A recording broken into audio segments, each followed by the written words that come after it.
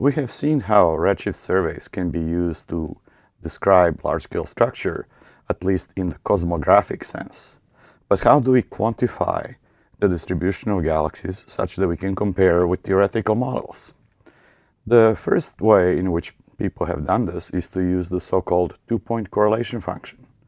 Nowadays, power spectrum is more often used, and the two are actually related in a very simple fashion. We will go about that next time. So let's talk about the galaxy two-point correlation function. What it means is that if galaxies are clustered together, they're correlated. Each galaxy is somehow more likely to be found next to another galaxy. And one way to quantify this is to ask the question, assume that galaxies are actually uniformly randomly distributed in space. Then at a distance from any given galaxy, there will be certain probability of finding another galaxy. If you actually measure this, you find out there is an excess. There are more galaxies near other galaxies than you'd expect from purely random distribution. And that excess above the random is what correlation function is. So one simply does the counting of galaxy pairs for each galaxy and then normalizes by what the random distribution with same number of data points would be. As it turns out, the two-point correlation function is well represented by power law, and it's usually written in this form, that radius divided by some scaling radius to some power, which is close to minus 1.8. And typically, for normal galaxies in this neck of the universe, the scaling length is about 5 megaparsec. This, however, is not universal. Different kinds of galaxies have different clustering properties, as you'll see shortly. So here is an example of a modern, well-measured two-point correlation function for galaxies from 2DF redshift survey.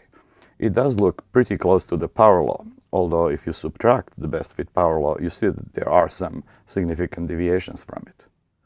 Now, if you don't have redshifts, you can measure the angular correlation function, just projected in the sky. And this two-dimensional projected correlation function, usually denoted with little w, not to be confused with the equation of state parameter, is related to the three-dimensional correlation function psi of r in a fairly simple fashion. The power law exponents differ exactly by 1 because we reduce the dimensionality of problem from 3 to 2. Another important point is that if galaxies are more likely to be found near other galaxies, there is that excess probability. Then in order to keep the average constant, it has to turn negative at some point. And it does, at scales that are roughly corresponding to those of voids seen in galaxy distribution.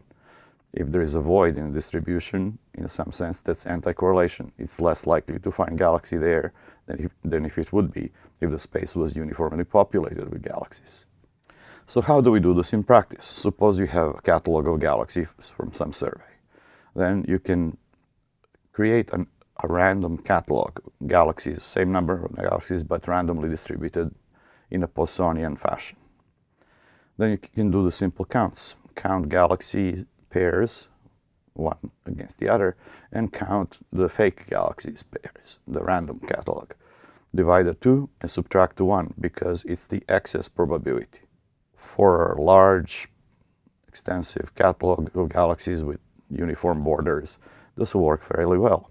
But in reality, catalogs do have some incompleteness or uneven borders and so on. So there is a better estimator, which is called the Landy-Zalé estimator. And its formula is given here. We make a correction by counting galaxy versus random catalog pairs. This takes care of the boundary conditions. Now, if you're not counting individual galaxies, but have essentially a galaxy density field where you can divide galaxies in boxes or pixels, then numerical galaxy density can be used in the same fashion. You subtract the expected average from the actual count n and divide by the average. So if you do this for any kinds of pairs or density pairs, then psi of r is really the expectation value of this probabilistic distribution. Now, strictly speaking, because we're correlating galaxies with themselves, this should be called the autocorrelation function. But common usage is just to call it correlation function. Note also that you can correlate sample of one kind of objects versus the others. So for example, you could ask, are galaxies clustered around quasars? And then you can evaluate cross-correlation function between galaxies and quasars, and so on. By analogy, we can expand this to higher order terms. The three-point correlation function now asks, given a galaxy, given a probability of finding another galaxy at a certain distance, what is now probability of finding a third galaxy at some other distance? This obviously gets a lot more complicated and numerically tedious very fast. However, there is some useful information in these high-order correlation functions, and sometimes they're evaluated. I mentioned that different kinds of galaxies can cluster differently, and here is the simplest thing you can do. You can ask, how are galaxies clustered, say bright ones versus faint ones? And it turns out that bright ones are clustered more strongly. The amplitude is higher and the slope is steeper. The steepness of the slope obviously correlates with how strongly they are clustered. If the correlation function was perfectly flat, there would be no correlation. Understanding effects like this contains some useful information about galaxy formation mechanisms, and we'll talk more about those later in the class. Or you can divide galaxies by morphological type, say ellipticals versus spirals.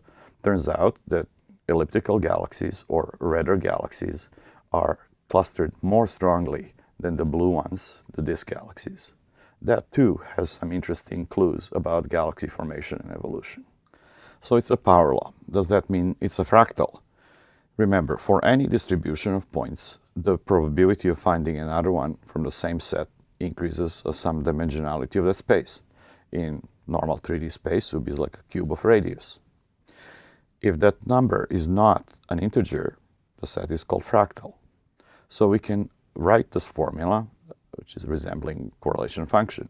And if indeed it was a pure power law, then you could say universe was fractal if it was a pure power law extending to infinitely large distances. But in reality, that's not the case. There are significant deviations from power law. It's slightly bent, and therefore universe is not fractal, or large-scale structure is not fractal, although it's pretty close to it. Next time, we'll talk about power spectrum of galaxy clustering, which can be directly related to theoretical predictions.